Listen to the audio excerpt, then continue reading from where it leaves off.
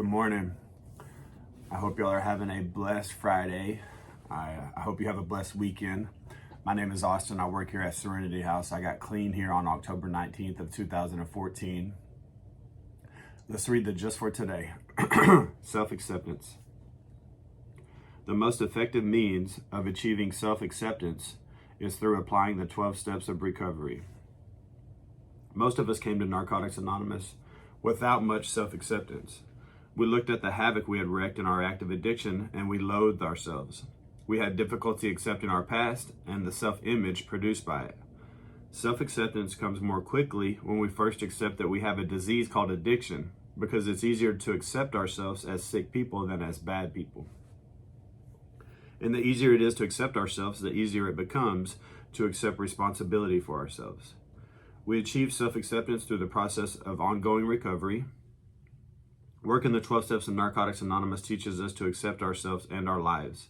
Spiritual principles like surrender, honesty, faith, and humility help relieve us of the burden of our past mistakes.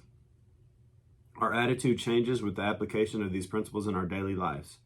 Self-acceptance grows as we grow in recovery. Just for today, self-acceptance is a process set in motion by the 12 steps. Today, I will trust the process, practice the steps, and learn to better accept myself.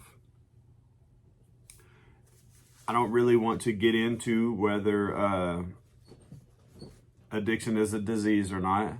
For those of us that are suffering from it, we know the answer to that question.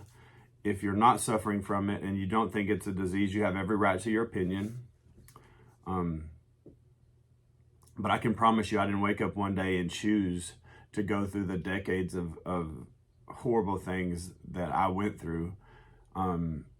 There was a point whenever it wasn't a choice for me anymore, and for many addicts. And so we cause a lot of things that tears down our self-esteem. We kind of drag ourselves through the mud.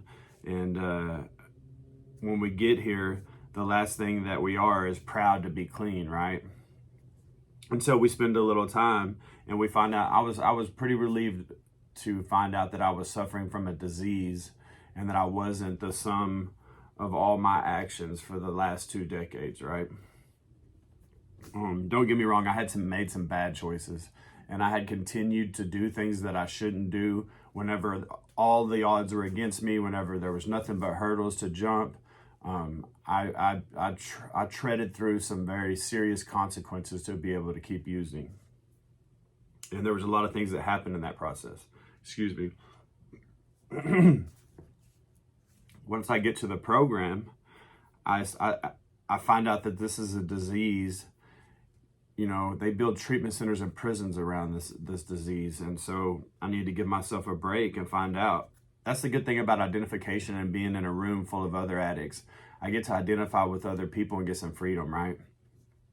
If it wasn't for the other people in this program, I would just spend the rest of my life thinking I was a horrible person and I was going to use drugs for the rest of my life. It was the hope shot that I found in the rooms of recovery that I wasn't the only person that had done those things. And even though I had done those things, I could be a good person. I could learn to be a good person, and I could never use drugs again. I'm very grateful for that. My life has changed because of that. It's been almost 10 years without using any drugs or alcohol. And so there's some people that knew me before that probably still don't believe that, right?